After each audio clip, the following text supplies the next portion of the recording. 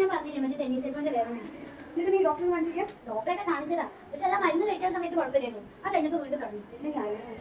അലോപ്പതിയിൽ കിട്ടാത്ത റിസൾട്ടാണ് ആയുർവേദത്തിൽ കിട്ടാൻ.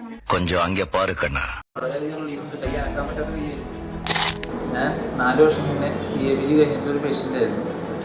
ഞാൻ കൈവേദനയായിട്ട് ഡോക്ടർക്ക് ചെന്നപ്പോൾ ഡോക്ടർ പറഞ്ഞത് ടെന്നീസ് എൽബോണെന്നാണ്. പക്ഷേ ഇംഗ്ലീഷ് മെഡിസിൻ കഴിച്ചുവെങ്കിലും അതിൻ്റെ ഒരാഴ്ച കഴിഞ്ഞപ്പോൾ റിലീഫ് കിട്ടി. പക്ഷെ വീണ്ടും 2 ആഴ്ച കഴിഞ്ഞപ്പോൾ വീണ്ടും ഇതേ വേദന വീണ്ടും വന്നു. അപ്പോൾ PNM ആശുപത്രിയിൽ ഡോക്ടർ ഷാജി സാറിനെ ഞാൻ സമീപിക്കുകയുണ്ടായി.